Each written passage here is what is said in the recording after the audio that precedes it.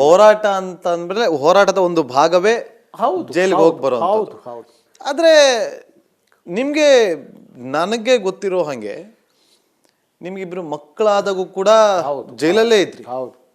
ಆದ್ರೆ ಆಗ ಇದ್ದಂಥ ನಾರಾಯಣಗೌಡರ ಒಂದು ಧೈರ್ಯ ಈಗ ಕುಗ್ಗಿಸುವಂತ ಕೆಲಸ ಆಯ್ತಾ, ಅಥವಾ ನಾರಾಯಣಗೌಡರನ್ನ ಒಂದು ರೀತಿಲಿ ಬಂಧಿಸಿಟ್ಟು ಅವರನ್ನ ಕೈ ಕಟ್ಟಿ ಹಾಕುವ ಕೆಲಸವನ್ನ ಮಾಡೋದಕ್ಕೆ ಮುಂದಾದ್ರ, ಅಥವಾ ನೇರವಾಗಿ ಕೇಳೋದಂದ್ರೆ ಟಾರ್ಗೆಟ್ ಮಾಡಿದ್ರ ನಾರಾಯಣಗೌಡರನ್ನ? ಹೌದು, ನಾರಾಯಣಗೌಡರನ್ನ ನೀವು ಹೇಳ್ದಾಗೆ ನಾರಾಯಣಗೌಡರನ್ನ ಧ್ವನಿಯನ್ನು ಅಡಗಿಸ್ಬೇಕು ಅಂತ ಹೇಳಿ ಸಂಚು ಮಾಡಿದ್ರು.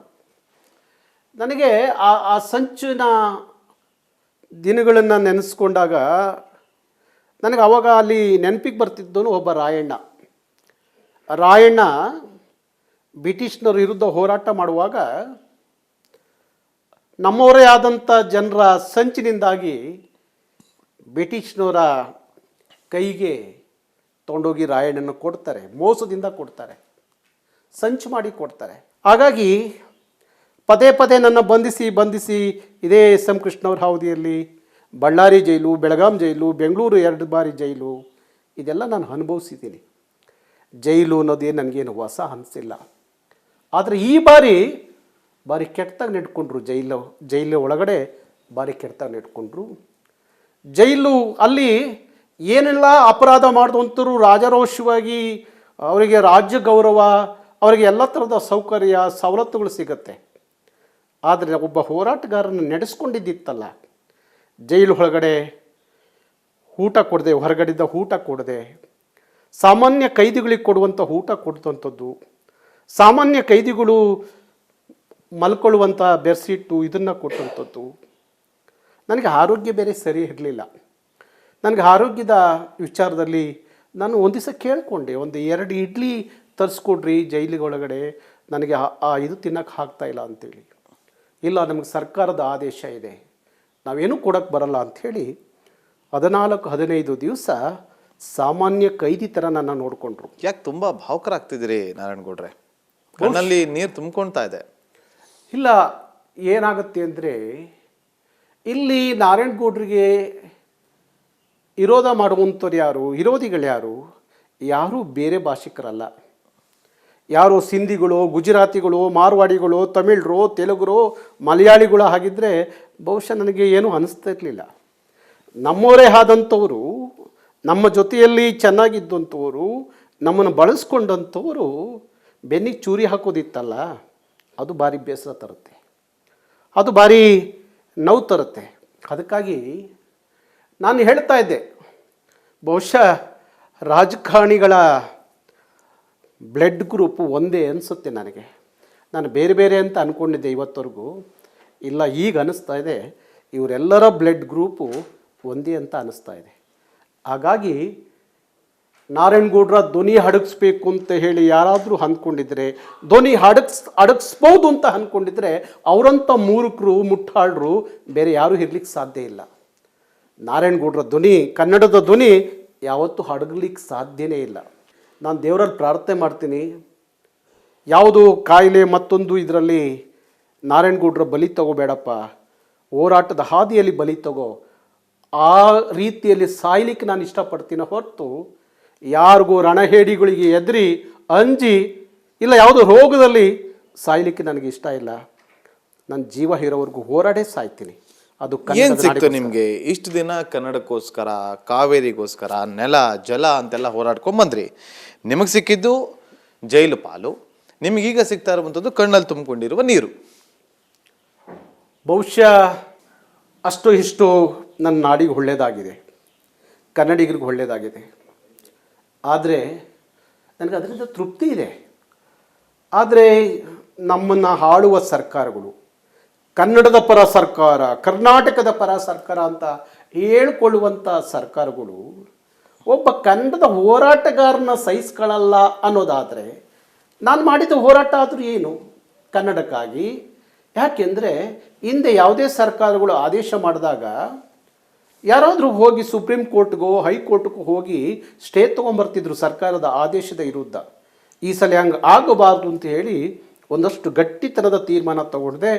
ಕನ್ನಡದ ಹೋರಾಟದಿಂದ ಇದೇ ಸರ್ಕಾರ ಸುಗ್ರೀವಾಜ್ಞೆ ಜಾರಿಗೆ ತರುವಂಥ ಪ್ರಯತ್ನ ಮಾಡಿತು. ನಾಮಫಲಕದ 60-40 ಅಂತ ತೀರ್ಮಾನ ಮಾಡಿತು. 28-30 ಸಾವಿರ ಉದ್ಯಮಿಗಳಿಗೆ ನೋಟಿಸ್ ಕೊಟ್ಟರು. ಇದೆಲ್ಲ ಆಗಿದ್ದು ಯಾರಿಂದ? ಕರವೇ ಹೋರಾಟದಿಂದ, ನಾರಾಯಣಗೌಡರು ಹೋರಾಟದಿಂದ. ಆಗಿರುವಾಗ ಇವರು ಕನ್ನಡದ ವಿಚಾರದಲ್ಲಿ ಮಾತಾಡುವಂಥ ನೈತಿಕತೆ ಇವ್ರಿಗೆ ಇರಬೇಕು ಅನ್ನೋದಾದರೆ ಯಾವ ಬಂಡವಾಳಶಾಹಿಗಳು ನಿಮ್ಮ ಹಿಂದೆ ಕೆಲಸ ಮಾಡಿದ್ರು? ಯಾಕೆ ನಾರಾಯಣಗೌಡ್ರನ್ನ ಆ ರೀತಿಯಲ್ಲಿ ಬಂಧಿಸಿ ಇಲ್ಲದ ಸಲ್ಲದ ಮುಕದ್ದಮೆಗಳನ್ನ ಹಾಕಿ ಒಂದಷ್ಟು ದಿವಸ ಜೈಲಲ್ಲಿ ಕೊಳೆಯೋ ರೀತಿಯಲ್ಲಿ ಮಾಡಬೇಕು ಅನ್ನೋ ತೀರ್ಮಾನ ಮಾಡಿದ್ರಲ್ಲ, ನಿಮಗೆ ನಾಚಿಕೆ ಆಗಬೇಕು. ನಿಮಗೆ ನಾಚಿಕೆ ಆಗಬೇಕು, ನಿಮ್ಮ ವ್ಯವಸ್ಥೆಗೆ ನಾಚಿಕೆ ಆಗಬೇಕು. ಒಂದ್ಸಲಿ ಸಿದ್ದರಾಮಯ್ಯನವರೇ ಹೋಗಿ ಆ ಜೈಲು ನೋಡ್ರಿ, ಗೊತ್ತಾಗತ್ತೆ ಅಲ್ಲಿ ಎಂತೆಂಥವ್ರು ಯಾಗ್ಯಾಗಿ ಮೆರೀತಾರೆ. ನನ್ನಂಥ ಒಬ್ಬ ಹೋರಾಟಗಾರನ್ನ ಅವನಿಗೆ ಹೊರಗಡೆಯಿಂದ ಊಟ ಕೊಡಬಾರ್ದು, ಯಾವುದೇ ವ್ಯವಸ್ಥೆ ಕೊಡಬಾರ್ದು ಅಂತ ಹೇಳಿ 14-15 ದಿವಸ ನನ್ನ ಜೈಲು ಒಳಗಡೆ ಏನೂ ಕೊಡದಂತೆ, ಆದರೂ 2 ದಿವಸ ಮತ್ತೆ ನನ್ನ ಜೈಲಿಗೆ ಕಳಿಸಿರು. ಮತ್ತೆ ಯಾವುದೋ ಹಳೆ 2007ರಲ್ಲಿ 17ರಲ್ಲಿ ರೈಲ್ವೆ ನಿಲ್ದಾಣದಲ್ಲಿ ಹಿಂದಿ ಬೋರ್ಡಿಗೆ ಯಾರೋ ನಮ್ಮ ಕಾರ್ಯಕರ್ತರು ಮಸಿ ಬಳಿತಾರೆ. ಆ ಪ್ರಕರಣವನ್ನು ನನ್ನ ಹೆಸರು ಸೇರಿಸಿ ದಾಖಲೆ ಮಾಡ್ಕೊಂಡು ತಗೊಂಬಂದು ನಾನು ಬಂಧಿಸಿ ಮತ್ತೆ ಜೈಲಿಗೆ ಕಳಿಸ್ತೀರಿ. ಮತ್ತೆ ಬೇಲ್ ಮಾಡ್ಕೊಂಡು ಆಚೆಗೆ ಬರ್ತೀನಿ. ಮತ್ತೆ ಯಾವುದೋ ಅಲ್ಸೂರ್ಗೇಟ್ ಪೊಲೀಸ್ ಠಾಣೆಯಲ್ಲಿ ನನ್ನ ಕೇಸ್ ಇದು ಮಾಡಿಕೊಂಡು ನಾನು ಮತ್ತೆ ಕರ್ಕೊಂಡು ಹೋಗ್ತೀರಿ, ಮತ್ತೆ ಇದು ಮಾಡ್ತೀರಿ. ಮತ್ತೆ ಅಲ್ಲಿಂದ ಬೇಲಾಗ ಆಚೆಗೆ ಬಂದರೆ ಒಂದೇ ದಿನ ಒಂದೇ ಪೊಲೀಸ್ ಠಾಣೆಯಲ್ಲಿ, ಅದೇ ಪೊಲೀಸ್ ಠಾಣೆಯಿಂದ ನನ್ನ 14 ದಿವಸ ಜೈಲಿಗೆ ಕಳಿಸ್ತಂಥವ್ರು ಅದೇ ಪೊಲೀಸ್ ಠಾಣೆಯಲ್ಲಿ ಮತ್ತೆ ಬಂದ ನಂತರ 9 ಕೇಸ್ ರಿಜಿಸ್ಟರ್ ಮಾಡಿ ನನಗೋಸ್ಕರ ಮತ್ತೆ ಕಾಯ್ತಿರಲ್ಲ, ಮತ್ತೆ ಜೈಲಿಗೆ ಕಳಿಸ್ಬೇಕು. ಏನು ಉದ್ದೇಶ? ಏನಾರ ಸಿದ್ದರಾಮಯ್ಯನವ್ರ ಆಸ್ತಿ ಏನಾರ ನಾನು ಕಬಳಿಸಿದ್ನ? ಇಲ್ಲ ಇನ್ಯಾರ್ದಾರ ಮಾಡಬಾರ್ದು ಕೆಲಸ ಮಾಡಿದ್ನ? ನಾನು ಮಾಡಿದ್ದು ಕನ್ನಡದ ಹೋರಾಟ, ಕನ್ನಡಕ್ಕಾಗಿ. ಈ ಹೋರಾಟವನ್ನು ಅದನ್ನಾದ್ರೂ ಗೊತ್ತಿದೆಯೋ ಹೆಂಗೋ ಗೊತ್ತಿಲ್ಲ ಸಿದ್ದರಾಮಯ್ಯನವ್ರಿಗೆ. 100ಕ್ಕೆ 100ರಷ್ಟು ಈ ಹೋರಾಟವನ್ನು ಕರ್ನಾಟಕದ ಜನ ಒಪ್ಕೊಂಡಿದ್ದಾರೆ. ಅದರ ಅರಿವಿಲ್ಲ ಅನಿಸುತ್ತೆ ಈ ಸರ್ಕಾರಕ್ಕೆ. ಹಾಗಾಗಿ ಬಿಡಿ, ನೀವು ವೋಟ್ ಬ್ಯಾಂಕ್ ಮಾಡ್ಕೊಳ್ಳಿಕ್ಕೋಸ್ಕರ ಎಲ್ಲರನ್ನೂ ಓಲೈಸ್ತೀರಿ. ನಿಮಗೆ ನಿಜವಾದ ಕನ್ನಡದ ಕಳಕಳಿ ಇಲ್ಲ, ಅಭಿಮಾನ ಇದ್ದಿದ್ದರೆ ನಾರಾಯಣಗೌಡ್ರನ್ನ ಆಗ ನಡೆಸ್ಕೊತಿರ್ಲಿಲ್ಲ. ಹಾಗಾಗಿ ಇದೆಲ್ಲ ನೋಡಿದಾಗ ಇದೆಲ್ಲ ಬೂಟಾಟಿಕೆ ಅಂತ ಅನಿಸುತ್ತೆ. ಈ ಕನ್ನಡದ ಪ್ರೇಮ, ಕನ್ನಡದ ಪ್ರೀತಿ ಇದೆಲ್ಲ ಬೂಟಾಟಿಕೆ ಅಂತ ಅನಿಸುತ್ತೆ. ಅಲ್ಲ, ನಾರಾಯಣಗೌಡ್ರನ್ನ ಸಿದ್ದರಾಮಯ್ಯವ್ರು ಯಾಕೆ ಟಾರ್ಗೆಟ್ ಮಾಡಬೇಕು? CM ಸಿದ್ದರಾಮಯ್ಯವ್ರಿಗೆ ಸಾಕಷ್ಟು ಕೆಲಸ ಇದೆ, ಯಾಕೆ ನಾರಾಯಣಗೌಡ್ರನ್ನ ಯಾಕೆ ಅಂತ ಏನೂ ಗೊತ್ತಿಲ್ಲ ನನಗೆ ಗೊತ್ತಿಲ್ಲ. ನೀವು ಹೇಗೆ ಹೇಳ್ತೀರಿ ಸಿದ್ದರಾಮಯ್ಯವರು ಈ ಥರ ಎಲ್ಲ ಮಾಡಿದ್ದು? ನನಗೆ ಮಾಹಿತಿ ಇದೆ. ನನಗೆ ಹಿರಿಯ ಪೊಲೀಸ್ ಅಧಿಕಾರಿಗಳು ಕೊಟ್ಟಂಥ ಮಾಹಿತಿ. ಯಾರು ಅವರು? Police commissioner Dayanand. ನೋಡಿ, ಅವನದೊಂದು ಇತಿಹಾಸ ಇದೆ. ಅವರು ಮೈಸೂರು ನಗರದಲ್ಲಿ ಕಮಿಷನರ್ ಆಗಿದ್ದರು. ಅಲ್ಲಿ ಕರ್ನಾಟಕ ರಕ್ಷಣಾ ವೇದಿಕೆ ಕಾರ್ಯಕರ್ತರು ಯಾವುದೋ ಒಂದು ಕೇಂದ್ರ ಸರ್ಕಾರದ ಕಚೇರಿಯಲ್ಲಿ ಒಬ್ಬ ಬಿಹಾರಿ ಅಧಿಕಾರಿ ದುರ್ವರ್ತನೆ ತೋರಿಸ್ತಾ ಅಂತ ಹೇಳಿ ಅವ್ರ ವಿರುದ್ಧ ಹೋರಾಟ ಮಾಡಿದ್ರು ಮೈಸೂರಿನಲ್ಲಿ. ಕೊನೆಗೆ ಅವ್ರನ್ನ ಎಲ್ಲನೂ ಬಂಧಿಸಿರು. ಅವ್ರ ಮೇಲೆ ಗುಂಡಾ ಕಾಯ್ದೆ ಹಾಕಿ 6 ತಿಂಗಳು ಅವ್ರನ್ನ ಗಡೀಪಾರು ಮಾಡಿದ್ರು ನಮ್ಮ ಮುಖಂಡರುಗಳನ್ನ. ಆಗ ನಾನು ಅಲ್ಲೊಂದು ದೊಡ್ಡ ಹೋರಾಟ ಮಾಡಿದೆ, ರ್ಯಾಲಿ ಮಾಡಿದೆ.